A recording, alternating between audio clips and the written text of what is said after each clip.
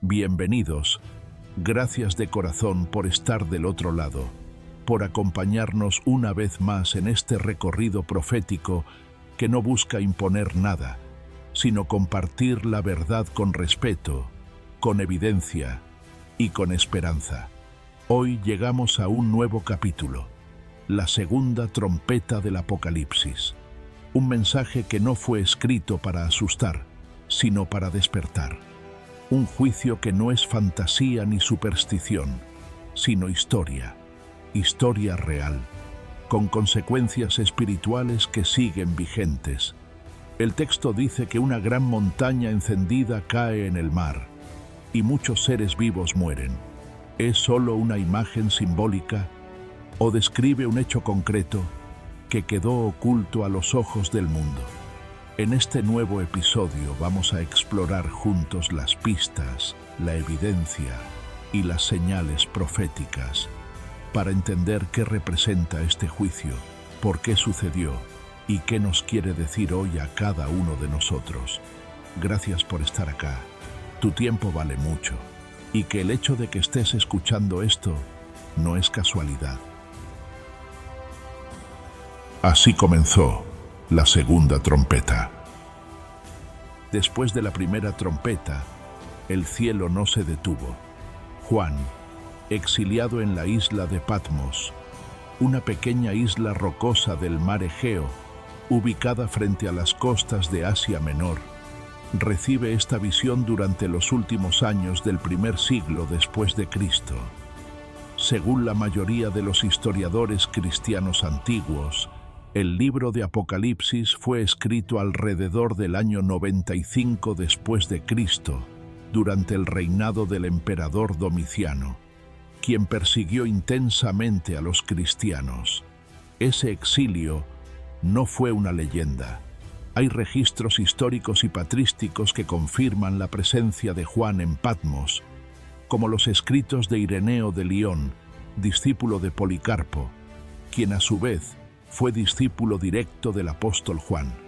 También Eusebio de Cesarea, en su historia eclesiástica, relata que Juan fue desterrado a Patmos y luego liberado bajo el mandato del emperador Nerva.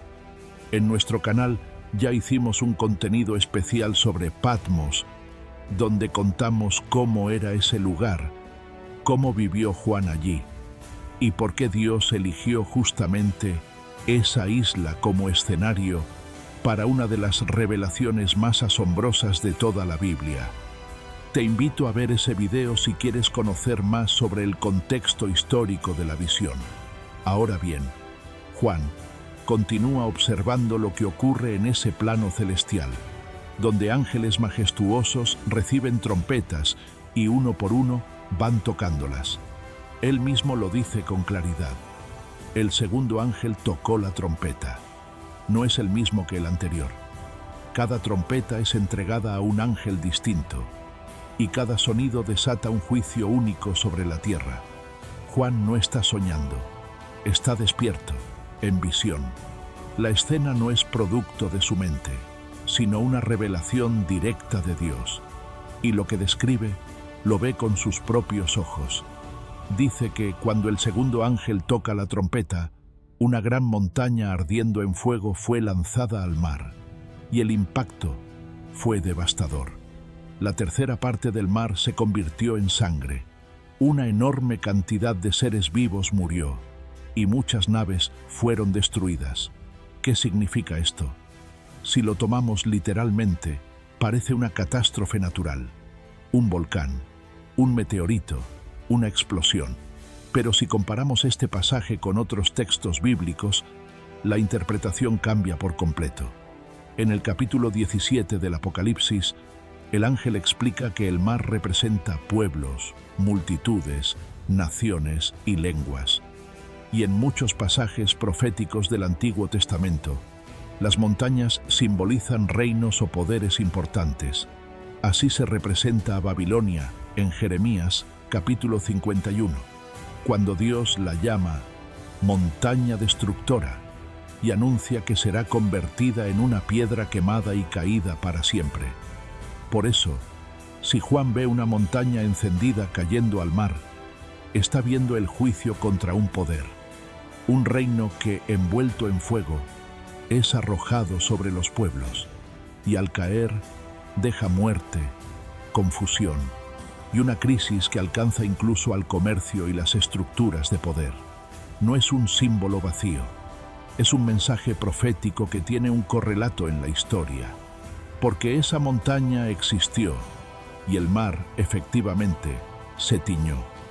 Pero para identificar a ese reino, primero hay que mirar con atención, leer las profecías y ver cómo se cumplieron. Eso es lo que vamos a hacer en los próximos bloques. El imperio que ardió en el mar. La caída representada en la segunda trompeta no fue solo simbólica, se cumplió con una precisión impresionante en uno de los episodios más destructivos de la historia del Imperio Romano de Occidente, la invasión vándala liderada por Genserico, el rey que se apoderó del mar y lo convirtió en instrumento de juicio. Pero antes de llegar a ese momento, hay un dato clave que debemos tener en cuenta. La visión de Juan en Patmos fue registrada alrededor del año 95 después de Cristo, y los eventos que vamos a analizar ocurrieron en el año 455 después de Cristo. Es decir, pasaron 360 años entre la profecía y su cumplimiento histórico. Durante ese largo período, Roma siguió creciendo, consolidando su poder y dominando vastas regiones. Pero el juicio anunciado en la segunda trompeta no sería una caída política repentina, sino una humillación estratégica desde el mar, el lugar donde menos lo esperaban. Genserico no era un emperador ni un general romano. Era el rey de un pueblo germánico desplazado, los vándalos, una tribu que se movió desde el norte de Europa, atravesó Hispania y finalmente cruzó el estrecho de Gibraltar en el año 429 después de Cristo, para establecerse en el norte de África. Desde allí, Genserico formó una flota naval poderosa, algo que Roma nunca creyó posible. Mientras el imperio luchaba por controlar rebeliones internas y conflictos políticos entre Oriente y Occidente, el rey vándalo se volvió experto en estrategia marítima. Cartago, en lo que hoy es Túnez, se convirtió en su capital y su base naval principal. ¿Por qué atacó Roma? Porque Roma había roto pactos, había subestimado a su enemigo y había comenzado a conspirar contra él. El historiador Víctor de Vita, quien vivió en el norte de África en ese tiempo, escribió que los romanos planearon una traición militar contra Genserico y que, al descubrirlo, él decidió adelantarse. Así fue como, en el año 455, una flota vándala atravesó el Mediterráneo y llegó a Roma por mar. El saqueo fue total, pero más allá del impacto en la ciudad, el verdadero juicio fue contra la estructura naval y comercial del imperio. Los registros dicen que una tercera parte de las naves romanas fueron destruidas, el comercio se paralizó y los mares se llenaron de cadáveres, ruinas y fuego. El historiador británico Edward Gibbon, en su obra The History of the Decline and Fall of the Roman Empire, Historia de la decadencia y caída del Imperio Romano, escribió que Genserico fue el destructor absoluto de la supremacía marítima romana.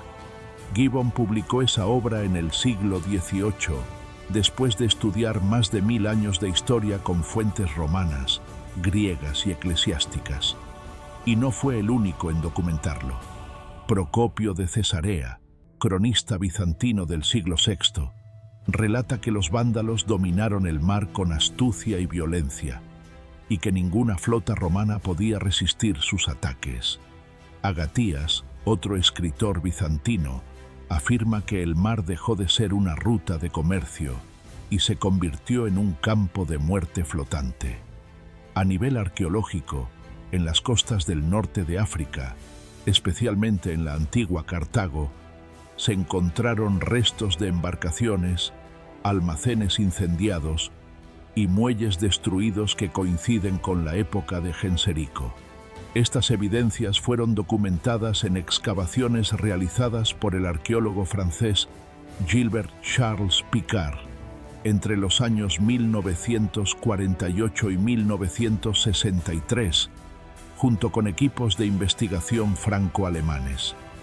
Sus informes detallan rastros de destrucción repentina en los antiguos puertos romanos del Mediterráneo africano.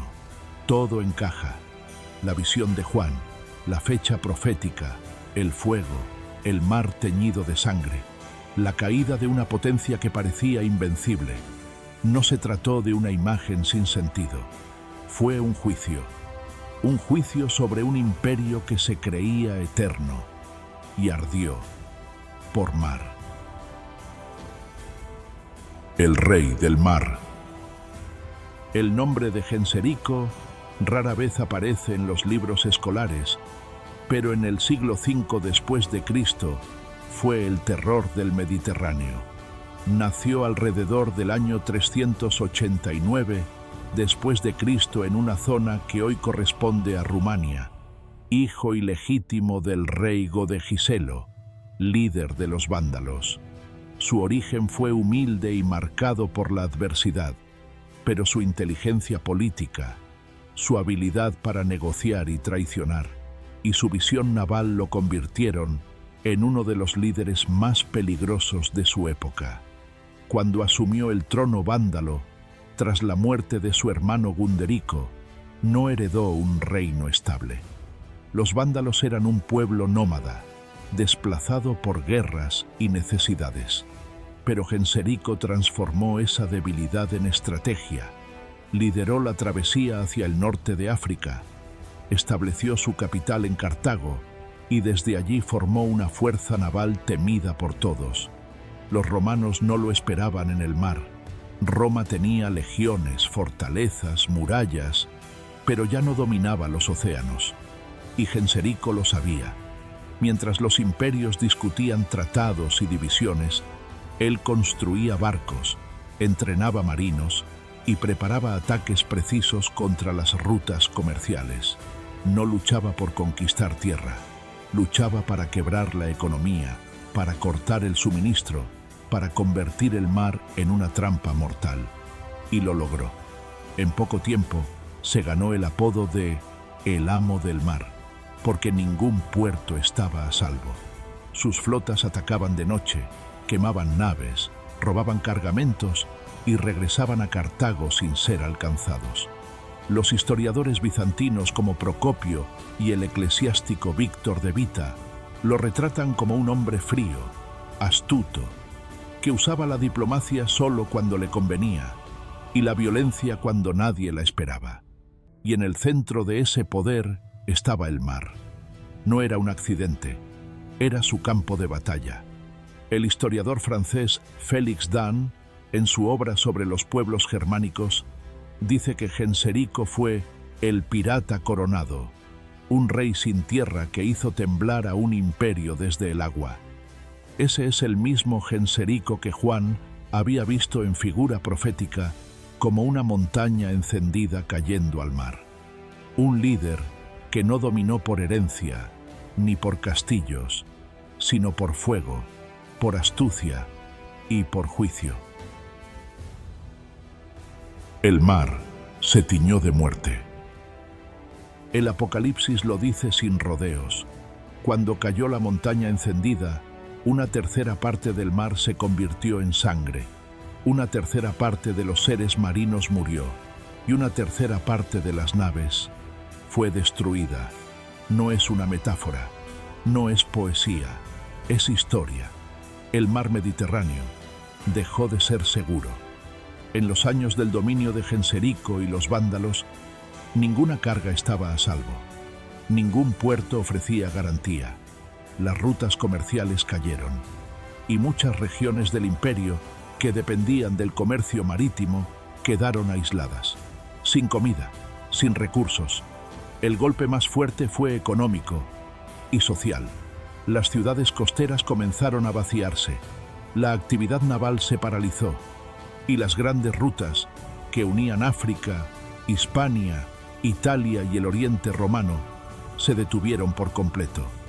El historiador Jean d'Urliat, experto en economía de la antigüedad tardía, dijo que el siglo V vivió una de las peores crisis comerciales del mundo romano. La actividad marítima nunca volvió a su nivel anterior, escribió, y agregó, la pérdida de naves fue una de las causas directas del colapso de Occidente. Peter Heather, en su libro La caída del Imperio Romano, explicó que las regiones productoras ya no podían alimentar a las consumidoras. El transporte marítimo había desaparecido. El mar, dijo Heather, se volvió una trampa de fuego, de saqueo, de hambre. Y esto no es solo interpretación. Frente a las costas de Italia, Túnez y Sicilia, arqueólogos hallaron decenas de barcos hundidos, todos del siglo V, muchos con señales claras, incendios, saqueos, hundimientos deliberados. Las campañas arqueológicas fueron dirigidas por universidades de Italia y Francia, junto al Instituto de Arqueología Subacuática de Cartago, entre 1987 y 2002. En una de esas naves se hallaron ánforas rotas, lingotes de plomo y el casco de un soldado calcinado.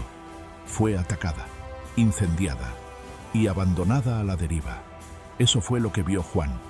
No solo fuego que cae del cielo, sino un juicio que bajó al mar, a la muerte de multitudes, al derrumbe del comercio, al colapso de una civilización que había desafiado a Dios.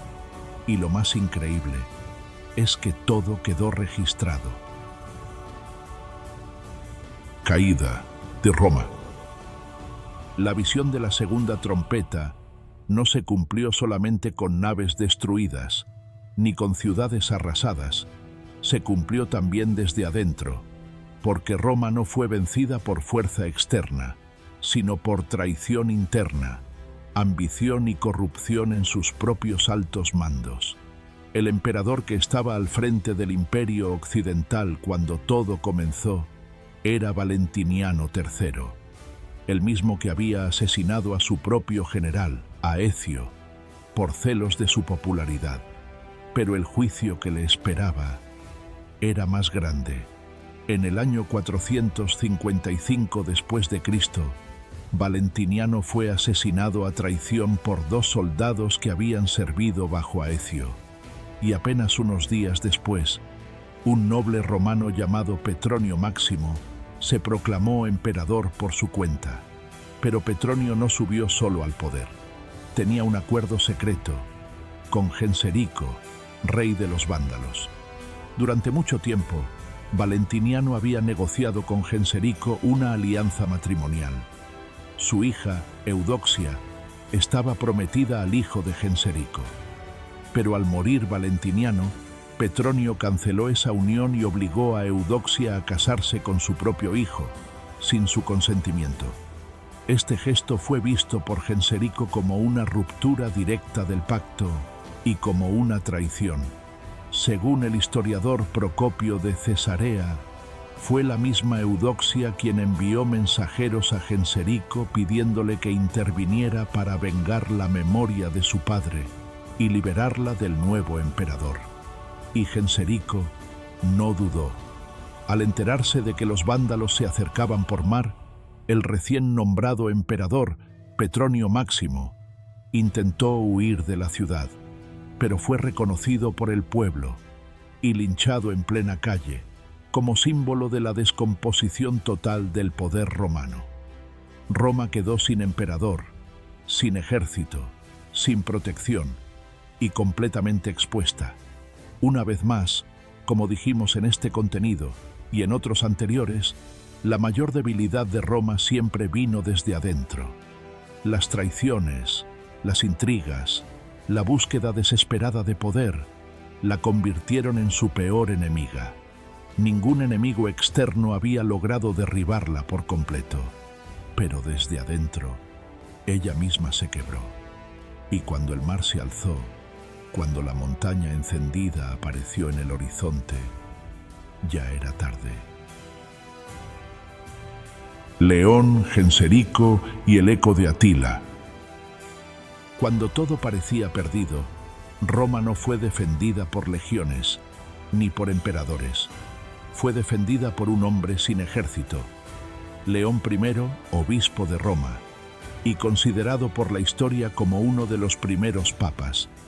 Este líder espiritual fue conocido por su firmeza, su sabiduría y su capacidad para hablar con poder, incluso ante los enemigos más temidos. 10 años antes, en el año 452 después de Cristo, León había salido al encuentro de Atila, el rey de los hunos, para evitar que arrasara Italia. Atila era llamado el azote de Dios, un líder nómada, imparable, que venía desde las estepas de Asia Central y que dominaba un imperio que abarcaba lo que hoy es Hungría, Ucrania, Rumania, parte de Austria y del este europeo. Su ejército había sembrado el terror en Germania, los Balcanes y la Galia, y ahora se dirigía hacia Roma. Pero León lo interceptó, y aunque no se conocen todos los detalles de esa conversación, Atila se retiró, no invadió la ciudad, y Roma fue salvada. Ahora, en el año 455, León vuelve a salir, esta vez al encuentro de Genserico, rey de los vándalos, quien ya había llegado por mar y estaba listo para tomar una Roma debilitada y traicionada desde adentro. León lo recibe en las afueras de la ciudad y le hace 3 pedidos. 1. No incendies Roma. 2. No mates a sus habitantes. 3. No tortures a los prisioneros. Genserico acepta. Durante 14 días, Roma es saqueada. Templos, palacios, tesoros antiguos, todo es cargado en las naves, hasta los objetos sagrados del antiguo templo de Jerusalén, que siglos antes Tito había llevado a Roma tras destruir el templo, fueron retirados por los vándalos y llevados al norte de África. Si quieres conocer quién fue Tito, por qué destruyó el templo de Jerusalén y cómo eso cambió la historia del pueblo judío para siempre, te invito a ver el contenido que ya hicimos sobre él en este canal. Pero no hubo masacre, no hubo incendios y no hubo conquista. Genserico no se quedó en Roma, no la reclamó como capital, no buscó gobernarla, se retiró. ¿Por qué? Porque su poder estaba en el mar. Su capital era Cartago y sabía que quedarse podía exponerlo a un contraataque. Su misión no era conquistar, sino cumplir un juicio. Algunos se preguntan, ¿por qué León no detuvo a Genserico como lo hizo con Atila? La respuesta es clara. Cuando habló con Atila, Roma aún tenía autoridad, pero cuando habló con Genserico, Roma ya estaba destruida desde adentro, sin emperador, sin ejército, sin dignidad. León lo sabía, y por eso no le pidió que se fuera, le pidió que no la terminara de destruir. La montaña encendida que vio Juan fue Genserico, el mar contaminado, fue el mundo romano derrumbado, y Roma fue vencida sin combate por segunda vez. Pasaron 360 años desde que Juan recibió esa visión hasta su cumplimiento exacto, y 45 años entre la primera trompeta con Alarico y esta segunda con Genserico, ambas reveladas por el mismo profeta, ambas caídas de un mismo imperio y ambas señales de que la historia siempre cumple lo que Dios anuncia.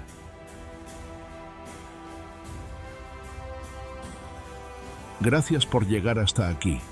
Cada trompeta que Juan vio en visión no fue una fantasía, sino una advertencia real, con fecha, nombres y consecuencias. Hoy vimos cómo la segunda trompeta se cumplió en la figura de Genserico, rey del mar, que no necesitó conquistar con espadas, porque Roma ya estaba vencida por dentro. También descubrimos cómo el Papa León I intentó, una vez más, detener el juicio, pero esta vez solo logró contenerlo, porque el tiempo del segundo toque ya había llegado. Si quieres entender mejor lo que ocurrió antes, cuando llegó Alarico y se cumplió la primera trompeta, te invito a ver el contenido completo que ya hicimos sobre ella. Y también, si quieres conocer más sobre Tito, quién fue, por qué destruyó el templo de Jerusalén y cómo eso marcó siglos de historia bíblica y profética, te dejo el enlace para invitarte a ver ese contenido también. La tercera trompeta ya está anunciada, pero su juicio tiene otra característica, y cuando llegue no va a tocar el mar, va a tocar las aguas dulces, las que el pueblo bebía, y las va a contaminar desde la raíz. Eso lo vamos a ver muy pronto. Gracias por estar, gracias por acompañar, y gracias por compartir, porque lo que se dice acá no es opinión, es historia, es profecía y es verdad. Nos vemos en el próximo contenido.